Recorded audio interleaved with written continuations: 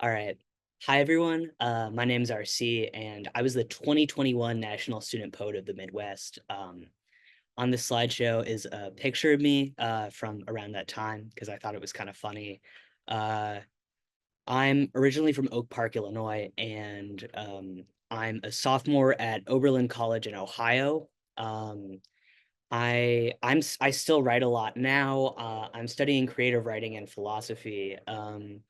And one of the things I like the most about writing poetry, this was true when I was a teenager and it's true now, is it helps me process my feelings. Sometimes I like don't want to think about how I feel, and sort of sitting down to write helps me sort of figure things out. And it also helps me kind of see my thoughts and feelings in a new way, like find a new way of looking at things. I might be really sort of feeling stuck in my sadness, but then writing a poem can kind of help me step out of that for a little bit. So all right, so jumping right in, this is a workshop about writing in grief. I'm gonna talk a little bit about my grandmother, who we call Mimi. She died she died in 2020 at the very beginning of the pandemic. It was quite sudden. So she was in or she lived in Austin, Texas, and my family lived in the suburbs of Chicago. So it was just and like we have extended family all around the country, and because of COVID, we weren't able to get together to have a funeral. So it was like a weird period of time where we didn't really like know what to do with ourselves in terms of like grieving. I but what we did have was my dad, like when he visited her in the hospital, he brought back like boxes of stuff. So we had like I remember sorting through all these like old letters, jewelry that I remember her like wearing from when I was a little kid. I really liked animals, and she had this necklace shaped like a giraffe, and I remember just like looking at that and holding on to that. Just like, old photo albums and stuff. And I also wrote a lot of poems in that time. And it was sort of writing poems and just kind of like looking through like physical memories were things that really helped me. Uh, and this picture over there, this is a picture of Mimi from the 80s, which I think is kind of awesome. She was a writer too. And this was something we really bonded over. And I like to show my poems to her. And I remember like I read like a short story she had written after she died, and that was also a really meaningful thing. So this is sort of my first question for the chat. That before we get started, sort of the more writing-y phase of this is, what are some of the things that help you with grief? Sort of getting conversation started. Wait, so how is this working, Christine? Is this a hand or like? Yeah, they usually Yeah. just write on, Okay. paper and things, and then you can ask them to share things Okay. in the chat. I want to make sure there's some people that are commenting that are saying that they Yeah. can't hear. Other people Oh, are saying yes, they can. Um, yeah. And they're then, saying the chat is disabled. oh, yeah. I don't know how. Let me I don't look think that, into If, making sure that the chat is not disabled. Give me one moment. yeah, okay. that's not a you thing, That seems RC. good. And That's a okay. So with the hearing, I'm in my dorm room next to a loud radiator. So I think I could maybe try to move, I don't know, slightly over. no, they're saying the chat is disabled, but Okay. now Okay. it Yeah. looks like people can hear okay. I just wanted to Okay. make That's sure. good. That's good, because that would be bad if people Yes, don't hear. yes. All No, right. lots of people are saying, no, it's good. You're all good. So All right. Sorry, I'm sorry just trying to for those figure out how that to make couldn't the hear. chat available to others. All right.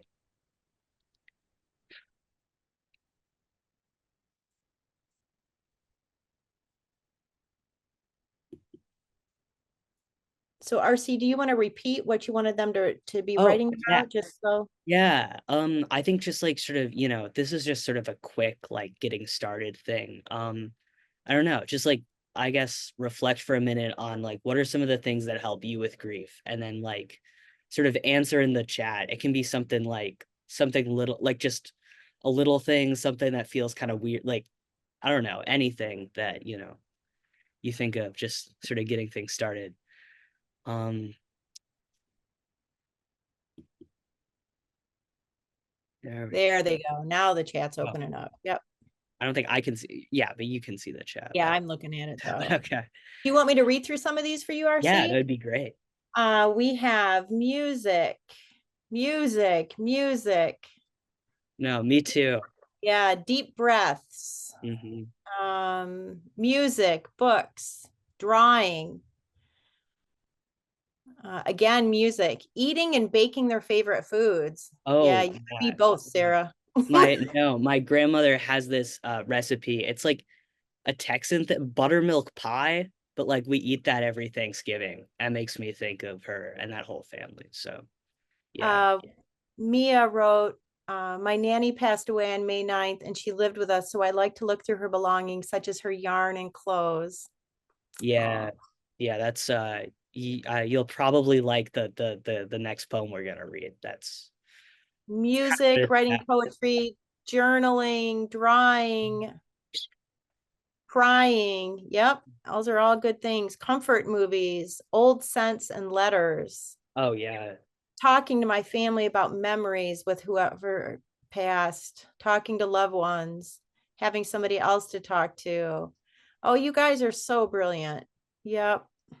Taking a hot shower. That is a really good one. Yeah. All right. No, these are all good ways to, and I think I used a lot of these ways sort of in those couple months. And yeah, I don't know. No, music. I no, I a lot of you said music. Music is, yeah, I sometimes a good song is what you need to feel better. Roller skating. That's awesome. I was actually into rollerblading around this time, so Oh, we have two roller skating. That's really that's interesting. exciting. That's good. That's good. So are you all ready to next slide? Is this, yeah? All Yeah, right. I think that would be. Okay. All right. So this is the the main poem we're going to look at. I also wrote my own, but I think this is the one we're going to spend more time talking about. So this poem is by Victoria Chang, who's an awesome poet. The poem is called Obit. The collection it's in is also called Obit. And she wrote this collection about sort of her mother's death and sort of processing that loss. And each poem is called obit and takes the form of an obituary column, like in a newspaper. But I guess the way the poems are written aren't sort of in this classic like obituary telling the story of someone's life way. They're all focused on like individual aspects of losing her mother and sort of, the parts of grief that you might not normally think of. Um, so I'm gonna read this poem, and then I have I have a couple questions I want to ask you about your response to it. So sorry.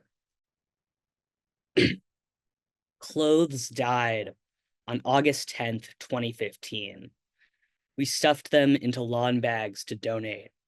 Shirt after shirt, button down after button down, dress after dress, limb after limb. A few leapt out to me like the flame from a nightmare, the kind of flame that almost seems human in its gestures. I kept those. I kept the hundreds of pencils. I am writing with a pencil from my mother's drawer. It says Detroit Public Schools, where she taught. Each sentence fights me. Once we rolled her downstairs, played croquet and putt-putt golf. She sat and watched, her vacant eyes not seeing anything we saw. as if she were looking beyond us, beyond the sun. The days of August already made a certain way that she could see and we couldn't. I left her in the sun too long, one child doing cartwheels on the grass, as my mother looked on, wearing the white blouse with the small pink flowers swirling in a pattern. I kept the stare, I kept the flowers, and I donated the vacant shirt. Um, so yeah, I think this poem is kind of a lot. I'm gonna give you guys like a minute or so to sort of just like sit with this and basically reflect on what moments in the poem especially stood out to you, what sort of like images stuck with you, and yeah, and then we might have a conversation in the chat. Somebody commented that the last part about selling the vacant shirt is really strong because when comparing it to the start, as if she were looking beyond us, beyond the sun. Yeah,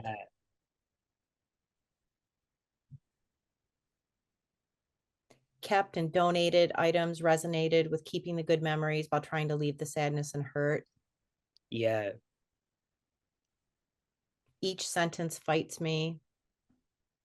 They said they like the format like it's an obituary.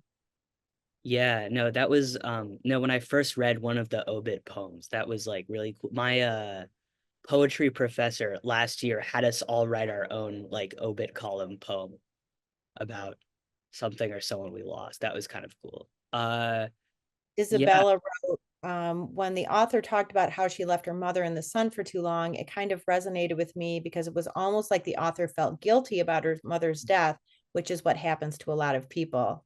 no, that totally makes sense. Yeah. Yeah. This is weird, but what the moment that stuck out to me the most was I'm writing with a pencil from my mother's drawer. It says Detroit Public Schools where she taught. It's just like such a like everyday thing, a pencil, but it's like so specific. And like, I guess I think I like that line because my mom's a teacher. She teaches middle school. And I'm like thinking about like I always imagine what it would be like to be a student in her class. And I wonder if Victoria Chang was imagining the same thing. So Mm. I really like the pencil. Yeah, I don't Uh, know. yeah, Samir wrote, what stood out to me is the description of every item in the poem, how they are all presented as their own being, sentient. Oh yeah. I really like the way you said that too. Yeah, that's really interesting. Each a different kind of like thing you can have a different relationship with. Uh, Hari said the vivid description of her mother's almost apathetic, vacant expression, looking beyond them all, really is striking to me. I had an extremely similar case with my own grandparent who passed a few years ago. Yeah.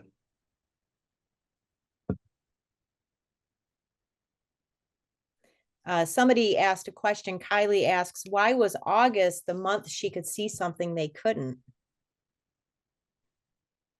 Oh, that's interesting. Okay. I guess I think it's I think she's sort of talking about sort of that phase in like the progression of her mother's illness. And I think sort of like when people remember sort of hard times in their life, it always like I feel like I always place it in the specific month and what the weather's like and sort of so I think it's just remembering the time of year when her mother's illness got really hard, I think. Georgia says, reflecting on the past and thinking about old memories and remembering what they look like and what they were wearing in that moment. Yeah. Because truly, that's what I did. I always remember every detail very strongly. Yeah. I think this poem does a really good job of like thinking about the detail. Uh yeah. Emilia, I hope I'm pronouncing your name correctly, asks, what does the author mean by her stare? What is it signifying? That's a good question. I think that's one of the things that's up for interpretation. I think there might be a lot of different ways to sort of I think there might be a lot of different ways to think about that. I mean, I know I think she's definitely really sick and isn't like entirely sort of you know, seeing things and stuff, but I don't really know. But yeah, I think that's sort of the looking beyond the sun and all of that. I think that can mean a number of different things. I don't know. It was cool Like about she can't get it out of her head almost is what it yeah, made me think of. Like yeah. you never, there's certain things you just never forget. Hmm. I have an image of my son walking away from me the morning that he passed, and that is an image that I just will always have. So that's what it made me think of. No, I think that makes a lot of sense. Yeah.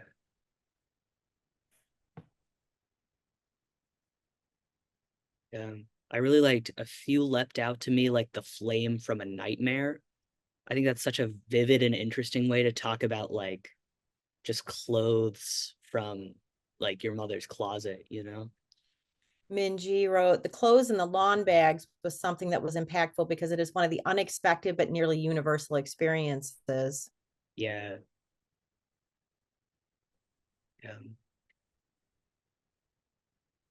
Tanvi wrote, I felt like she seemed like she kept the memories associated with the items, but donated the clothing that were like a physical embodiment of pain.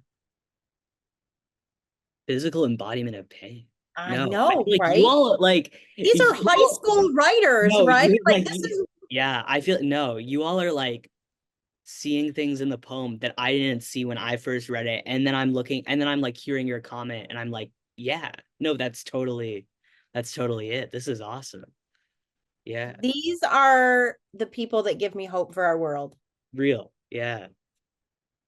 The detail of including her occupation, the school district, limb after limb landed really hard because it's the first personified statement after a pretty matter of fact beginning. Yeah. No, because that is kind of true that it sort of starts out kind of just going through the motions and then yeah. Somebody asked, it's the date she died, correct? That's That's what they're asking. But that's a good question because a lot of Victoria Chang's a lot of the poems in this collection start with a date and they start with different dates. So I think it may have been the date of like this specific day where she had this specific realization. okay. I love that Nayoon Lee says, I love that the kept represents the beauty the author isn't afraid to keep. However, to me, the shirt, which embodies and covers everything about her, was something the author was too afraid to keep because it reminded the author of everything that was lost. That hit me hard. Yeah. Strong contrast between the people playing golf and the kids doing cartwheels while her mother sits there dying.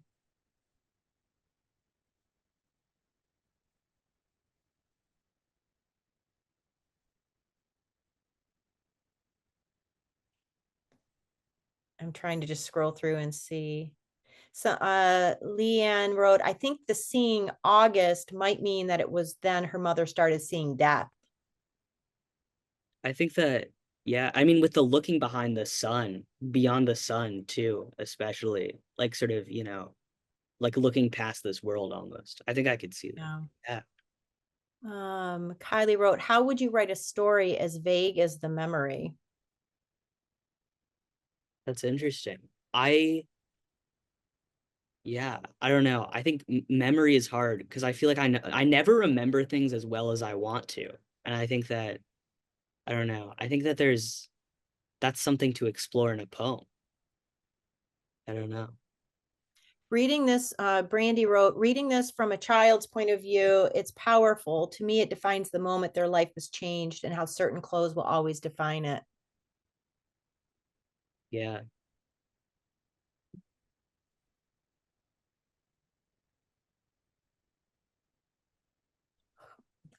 Like all these people are commenting. Yeah. Oh my gosh, you guys are so awesome. No, this is great. I'm like yeah, for some reason I did not like I'm in like disbelief by how many of you are here and by how much all of you are participating. This is amazing. No, and you all have such like amazing things to say. No, thanks so much. Uh, Are you Oh, guys? Oh yeah. there's one more here. I mean, there's a lot more, but I can't read all of them. Where did it go? Angelica wrote, maybe the dates are the stages of grief, not the day she died. For example, maybe August 10th, 2015 was the day she got up enough courage to go through and discard some of her things. I haven't read the collection to really make that connection. Yeah. It's just an idea. I think that makes a lot of sense. I think that might be right. The day she went through the old clothes for the first time. Mm-hmm. Um, so no, this has been fantastic. Yeah, so I think we should move on to the next slide, which so this is a poem I wrote based on this Victoria Chang's poem. This God, I can't talk. So we are not yeah, I am not going to ask you what you liked about my poem because that seems kind of narcissistic. But I am going to sort of explain some of my writing process and I'm going to read this poem and you guys can ask me questions about the writing process. So Victoria Chang's poem got me thinking about the different things that people leave behind. Yeah, and I think I talked about this earlier, but like the specific objects I remember when Mimi died, I had so many different relationships to different things. The giraffe necklace was just such a big like emotional one. It made me think of like specific memories. I remember just like being like a little kid on her lap, and it's just like I'd like play with the giraffe necklace. Um, Oh. and well, she was wearing it, and yeah, I looking through old letters was really cool. I don't remember if I said this because it made me realize that Mimi sort of was this like had this whole life without me, like beyond what I knew about her. Like sort of seeing these letters from like the 70s, like between her and my great aunts. Like Mm-hmm. that's awesome. I mean, she loved her sisters in the way that I love my sisters. And like, it almost made me hope that like it made me want to be friends with my siblings like in our 20s like she was. Uh and this is sort of the opening to the poem. This is a weird one, but my phone was like broken around that time. Like it had like a cracked screen. It was kind of like not working too well. And my Mimi somehow had like Mimi had like a nicer phone than me, and like when she died, it was sitting there on my dad's desk. He had cleaned it out, and he was like, "Do you like want this to be your phone?" And I was so weirded out by that idea of like having my dead grandmother's old phone. I couldn't like, I don't know, I couldn't bring myself to even consider it really. So, uh, yeah, and okay, so I'm gonna read the poem now. Uh, yeah, because we're like it's like 7:30. Yeah. Oh, okay. All right. Things think wait things she left behind. My father wiped Mimi's phone clean and it lay on his desk for months on end. Despite my cracked screen, I couldn't bring myself to inherit it. Ursula keeps the jewelry box on her dresser. She wore Mimi's giraffe pendant to her high school graduation. Sometimes it feels like all we have is symbolism. Sometimes we get mail addressed to Elizabeth. I don't think the clothes catalogs and Texas Democrats know she's dead. I still have Mimi's old voicemails, just to remind myself how much I forget her accent. The distance between me now and the we I remember. I'm not usually sad anymore, but I wish I knew her with my broader shoulders and gentler attention. We could have talked about college.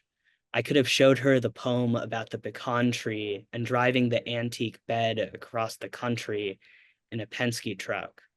The first time I saw my aunts and cousins post-transition was at Mimi's year-delayed funeral. COVID still hung in the air, and something popped up. COVID still hung in the air, and we ate brisket at Pedernales Falls. I still remember shaking out her ashes on the rocks. This woman lived, and now the dust of her is getting into my shoelaces. No more veins and freckles. Our stories have become a house made of feathers. So, yeah, I kind of like with this poem, I kind of sort of went through kind of like all the different things, I don't know, like, all different sorts of things she left behind and kind of meandered through them. Yeah, I guess something I forgot to give as context is I'm transgender, and something I felt guilty about was that I didn't get a chance to come out to Mimi as a man before she died. That was kind of a thing I had like kept like secret. I was sort of still in the closet to my extended family, and I wish that I could have been able to share that part of myself with her. So that's kind of something I get out of the second half of this poem. Now, please don't tell me what lines you're like. I guess you can, but like I'm not asking for compliments. But what I am wondering is if you have any questions about my writing process, or like what I mean by particular lines, or I don't know, anything of that nature. So, Well, I already gave them permission to write things that they love about your poems. So okay, you sure. can scroll through them anyway because Okay. you're ignoring your direction there. All right. You need to understand that this is really affecting people.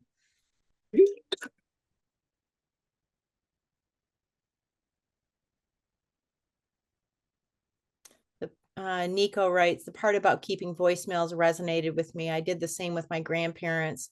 The last part of the poem in italics were not only beautiful, but immensely impactful.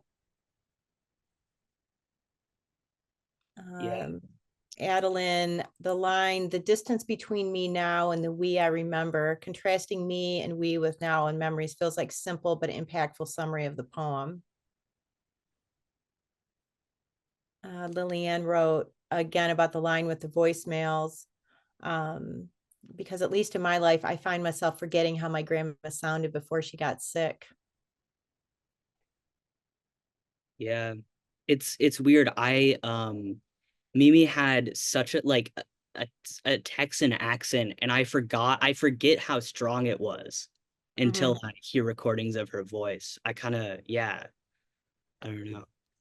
It's Mila writes, to me, a house made of feathers line might allude to the fleeting moments of time spent with your Mimi. It really speaks to the fragility of life, how it can exist and then simply cease to. yeah. No, I really like that interpretation. Thanks for like, no, thanks for sort of sharing your responses. This is really great. Nadia, I found it fascinating when he wrote, this woman lived and now the dust of her is getting into my shoelaces. I feel like this really reaches the gravity of the situation in a simple sentence. It's crazy to think someone who was always here or such a reliable, constant thing is just gone all of a sudden. Yeah. No, I remember like sort of the like spreading ashes was a I think it was a really meaningful moment for like my dad. I think, but it like was weird. I felt so disconnected that entire part of the funeral because it wasn't her, or it wasn't the her I knew. It was just like, yeah, so distant from the person. I felt like, I don't know. Emily asks, how did you decide where to break each line? That's a good question. No, I'm into line breaks when I write poetry. I mostly it's about like rhythm. I'm trying to remember if there's one in here where I'm trying to get sort of a um yeah, sort of like, because sometimes when I break lines, I like to sort of give kind of a little bit of a double meaning, or like suggest, I don't know, I guess kind of just to remind myself, like you think it's about remembering how much I forget her accent. I guess to remind myself how much I forget, I wanted to play with that line break a little bit. But yeah, I started writing poetry, like doing like spoken word stuff. So I'm always like thinking about the rhythm of things and how things sound. I know a lot of poets who like think about how it looks on the page more, but like for me, all the line breaks are about sound pretty much. Do you use a format when you write poems? That's a good question. So I do like a lot of like formal like poetry. Like I wrote the last poem I wrote was in iambic pentameter, like, but this one I was just I just sort of got thinking about Victoria Chang's poem and it just fell out of me in like free verse. Yeah. So I don't know. I write in different ways at different times, pretty much. Yeah. Haley asks, is a house made of feathers talking about how memories fade? Okay, that's a good question. A little bit, yeah. Cause no, I'm thinking about sort of, yeah, just sort of how like my memories of Mimi aren't as good as I want them to, aren't as like don't accurately capture the moments that happen as much as I want it to be. That's kind of one of the scariest things is sort of like forgetting, you know, like I don't know, the idea that you won't remember someone well enough. I don't know. That's something I think about sometimes. Yeah. Lauren asks, was Ursula the name of a family member or was that a metaphor? Oh, that's a good Ursula's my sister. She's That's what I a cool figured, name. but that was Yeah. a good No. question. Yeah, no. She's she has the coolest name in the family. I don't know. That is a great name. Right. No, We it haven't really is. Really is. She's like an actress. So she like, she has the presence required for a name like that. for the name. Well, Yeah. I think sometimes our names give us a nudge where Yeah, we're maybe that's what made her seek the stage. I don't know. Yeah. we have an awful lot of people who are relating to your sharing of not coming out to your grandma before she passed. So that's Yeah. the ability of these people to share things in this chat is it's so powerful. Paige says I think the parallel about your sister wearing the draft pennant was really important. It makes me wonder what parts of people I'll carry for going forward. Yeah. No, for sure. I think that's sort of like carrying on traditions in little ways. That's like, I don't know, that's something that feels meaningful to me, even though it's like can sometimes feel like not enough. I don't know. Yeah. I Oscar asks, how do you start? Because it takes me forever to get any idea on how to start using literary devices and fictionary elements. Oh, that's a good question. So I think when I was in high school, when I was around your age, learning how to write poems, I was in this poetry club where they would make us like write like 11-minute drafts. So I think it was just like through practice of just like having like something that inspires me like right in front of me and just like kind of going off the first thing that comes to my head, and sort of because I think I kind of get my thoughts out however they fall out and then kind of work it into a better poem later, just sort of when all the thoughts are vomited on the page. So I think starting off with like free writing kind of, and then it kind of goes from there. Michelle asks, I want to ask how you managed to achieve such a deep impact on the reader while not having a lot of fluttery slash metaphorical language. It's really impressive. That's a good question. I think specific details are an important part of sort of, emotional impact. Because I think sort of because this is a poem that like I think a lot of people who have like lost a grandparent can relate to it, but there's a lot of specific details in it that are just about my Mimi. And that I think that's I think that is what I like to put in poems, like just all the details that just about the parts of my life that only I could write.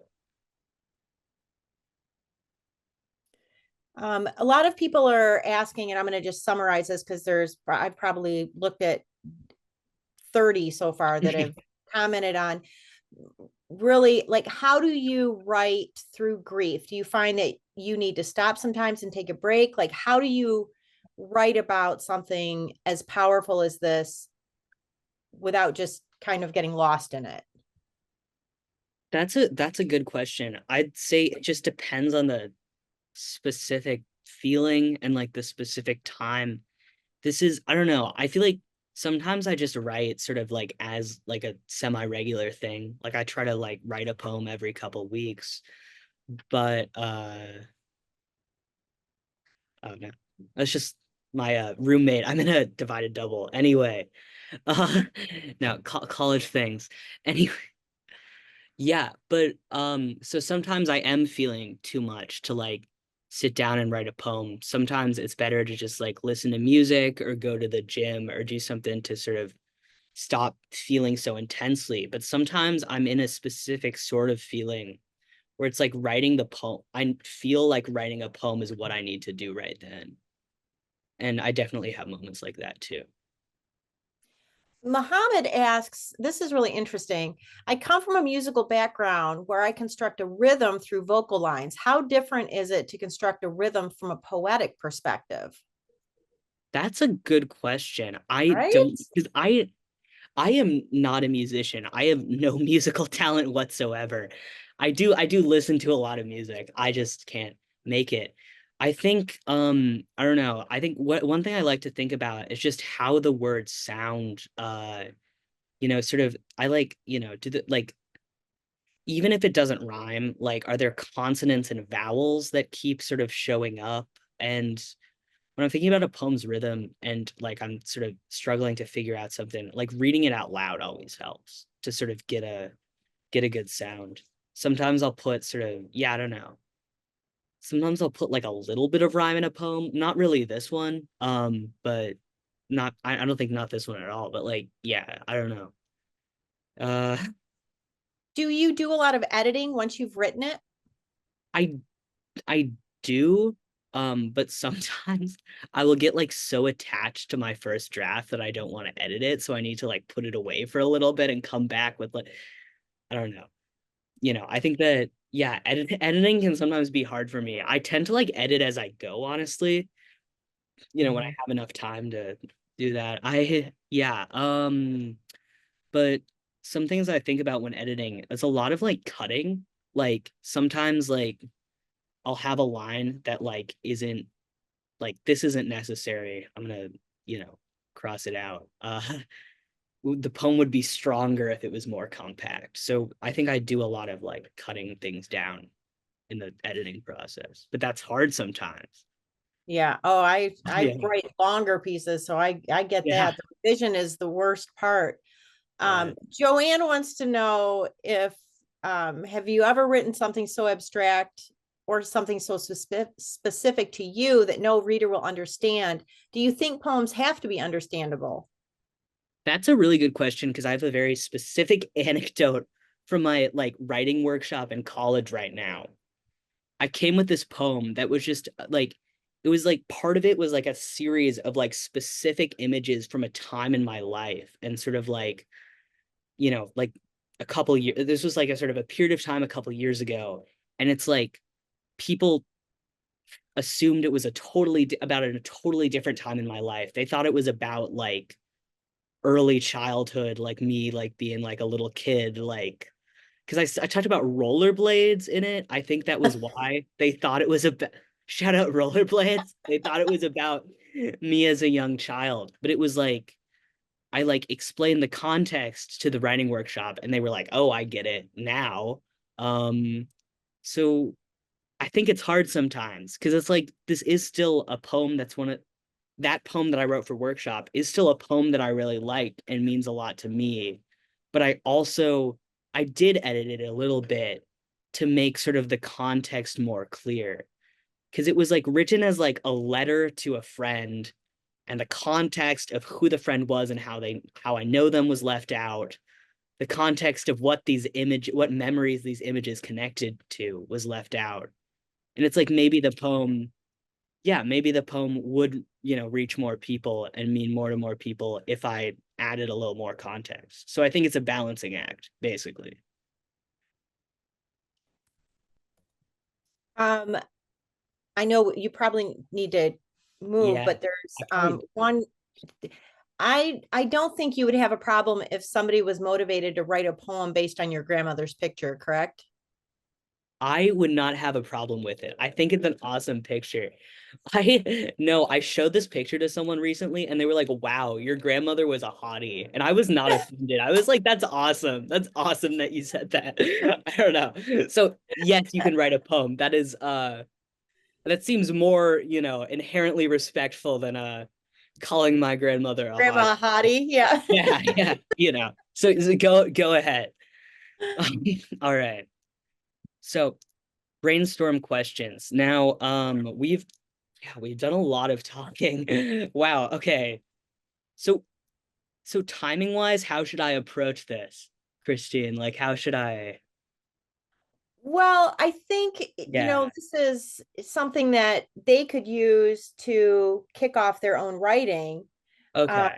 so maybe just like a paper they have with Um, them, so they don't lose that, they could do this, and that way they'll have them to jump off from. all right. And I think it's like, and then with the writing time, it could be shorter and just get started, Yeah. basically. Or like, okay, that makes sense. That makes sense. Yeah, no, you guys had such interesting things to say about the poem. So, okay. So basically, this is like, so basically, I'm going to give you a couple minutes and I want you to think about and sort of write down just what physical objects remind you of someone you've lost and how do those objects make you feel and like what if there's any specific memories they remind you of. Yeah, and the object could be anything. I think sometimes the best poems are about the weirdest stuff. So just yeah, I want to hear what you think.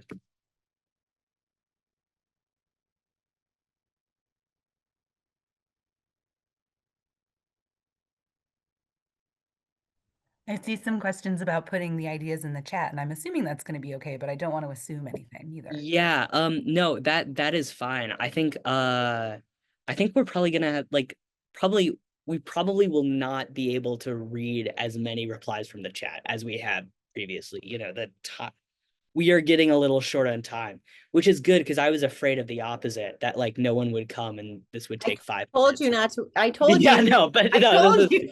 yeah. But yes, put it in the chat. We said if you write them on paper, then you'll have them to do writing with on your own once this webinar is over. Yeah, for sure. That is smart. Yeah. And they don't have to be physical objects. They could be, well, Yeah, this question says physical objects, but it can be. I mean, I wrote about like voicemails, yeah. like we can the things people left behind can be a broad thing. That was just physical objects was a jumping off point.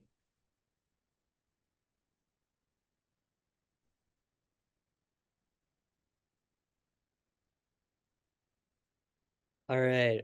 I Yeah. Well, so what are some of the things Oh people my gosh, so many things are like the chat has just gone wild. Yeah.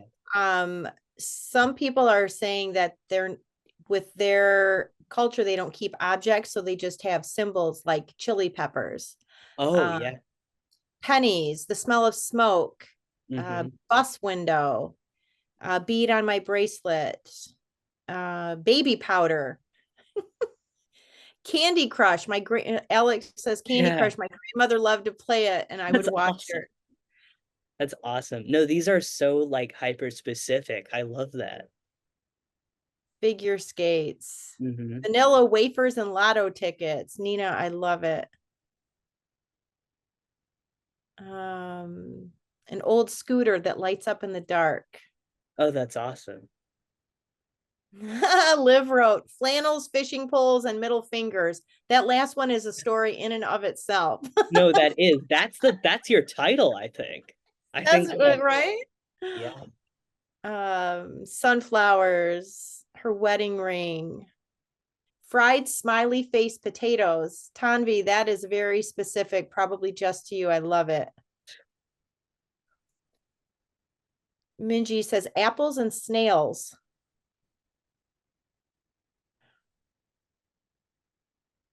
Broken reading glasses. Oh, that is quite an image from Jasper. Yeah. that's a that could be a like there could be a whole incident there. That could be Yeah.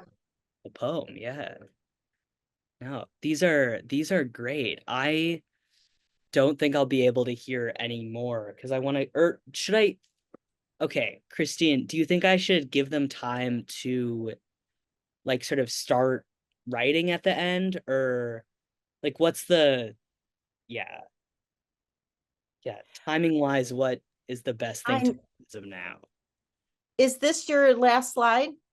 There's a sort of just a writing prompt. I was optimistic about time. I said 15 minutes. We don't have. You really thought you were just going to be zipping through this and people Yeah. are going to be like, wow, we don't have anything else to ask him. Yeah. Wow, this is boring. Silly RC. Yeah. Yeah, why don't we give them just like Yeah. 2 minutes for this 15-minute prompt? Let's Yeah. just have a couple minutes to get started. Mhm. And then we can wrap up with any other questions that they might have. All right.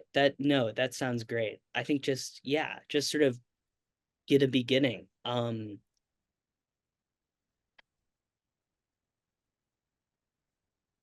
right. So yeah, this was surely not enough time to write a poem. But no, maybe you got some good ideas down, maybe you got a cool line. Uh, so I There's a guess, couple questions, if you don't okay, mind, yeah, before. sure. So one question earlier was specifically about Oberlin and if you would recommend it for its writing I program. would recommend Oberlin for its writing program. I no, and I think like the creative writing major, I just applied. Like I'm waiting to hear back from the applications. I think I hear back next week. That's like, so it's a major you have to apply to, and before you have to apply, the sort of 200 level creative writing classes, you have to like register for them as soon as course registration opens. That's just a niche, annoying collegey thing, but it is definitely worth it. I like most of my friends are writers. We like share our poems just in like group chats all the time.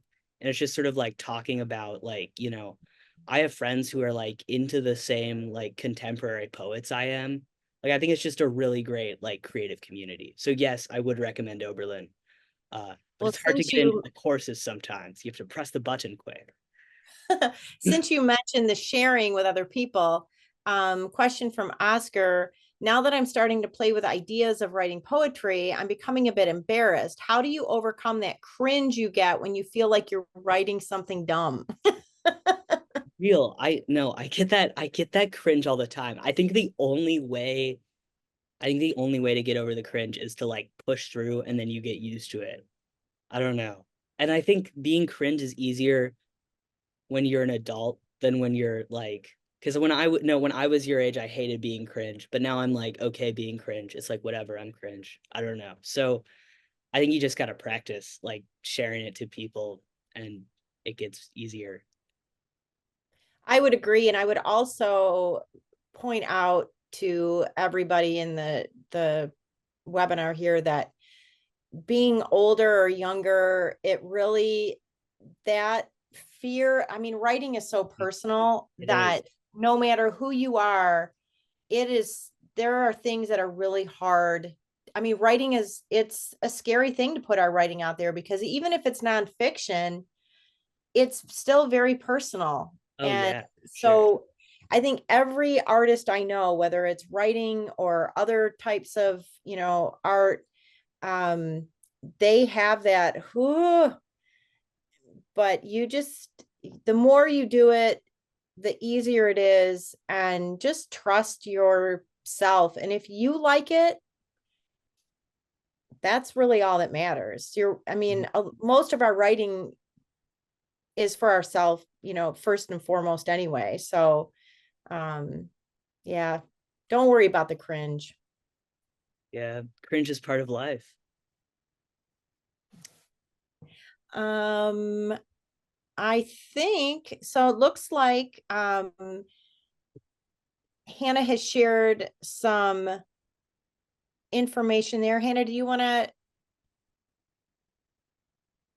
Yeah, you can fill out the form once if you attend multiple surveys, or you can fill it out more than one time. It totally is up to you. So feel free to fill it out or not, but would be wonderful. And thanks so much, RC and Kristine, for this. And I want to go write some poems about some random objects now that I haven't really been thinking about before. I'm Um, not sure about where we'll be able to review the recordings, but I am sure that there will be an e-blast sent out similar to where the invitation was. So hopefully the follow-up there. will they be able to see the chat from the recording? That is such a good question. I believe the chat does get saved. I hope so, because wow, Yeah, have there they were some great shared, questions. like, Zoe, did you just write that poem that you put in the chat? Wait, there's a poem in the chat? That's You cool. put a whole poem in the chat. Yeah. And the rest of you, like, feel free to share like poem fragments too. Like this is, yeah. Oscar, we don't care about your spelling mistakes in the chat. You're No, typing, it's okay. It's okay. it's all good. Wow, yeah, they're like putting poems in the chat. That's awesome. No, this is like, no, the saddest part of like this format is that I can't just see. Wait, no, wait. Oh, no, there, I see it. Yeah, I have access. Yeah, you should be able to see Oh, the this chat. is good. But I'm you've reading probably got Golden's your, poem right now.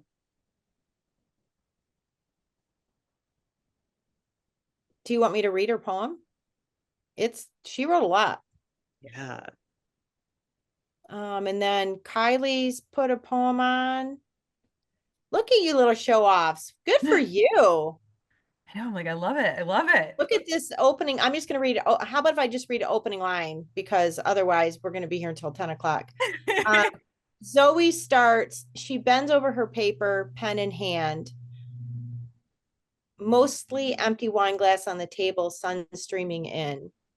This is the one, Zoe, is this the one you wrote Yeah. about his grandma? Okay, I have to read Oh, this this one. is She wrote awesome. about your grandma's picture. Yeah. She bends over her paper, pen in hand, mostly empty wine glass on the table, sun streaming in. She is so lost in her own world, she doesn't see him snap the picture. Later, she will tell him what words were swirling in her head, but for now, they will remain between her and the paper. Later, she will tell him what words are in her head, but only the ones she wants to. Some words are hers alone, some are too bitter. She will shift through them like beads, picking the best ones to adorn his wrists, roll each one on her tongue until they're smooth. But that's for the stars, and the sun still pours upon her face. So she will tear her paper with sharp edges, and the next day the house will be scattered with scraps of broken glass. Wow. There's like so many, like all the senses. Wow. That's awesome. Yeah. Jasper wrote, I think you have to save it before you leave the meeting. Are you, I think he's talking about the chat. Yeah, I saved the chat. Thank you for that. I've got it saved. Good. That's good. Okay. Kylie starts, his face no longer a person, but a face, scowling leather face, loosely dropped, never too detailed, always one color. Jordan, I don't own the color blue, but it's the only thing I have that's left of you. The next Wow. line, me, my memories are Yeah. fading. I can't catch them. This, these are really good. And then look at all the blue through Yeah. there. Oh my gosh, you guys are so brilliant. Hopefully you will all Yeah. submit. I'm The like, submit anecdote all with of like these. the going to the cubby, like that elementary school type. No, this is Yeah. good. Rachel writes, my childhood washes away from me like an old grade school photo fading away, my mind adrift. I wander back to Tangent. Oh, Ma said the word hoarder like it was a bad thing, but I think it's just more to remember you by. Thank you, Ash. Dang. Oh my gosh, look at all these. Well, I hope, yeah, I'm glad the chat is saved because I'm going to be spending quite a bit of time. This is And I incredible. put my Thank you guys website so in there much. too. Yeah, right. No, this is no. Thank you for like sharing this stuff with us and like just being so such active, engaged participants. Yeah. I had no idea what this would be like, but it was a great experience for me. So I hope it was for you all.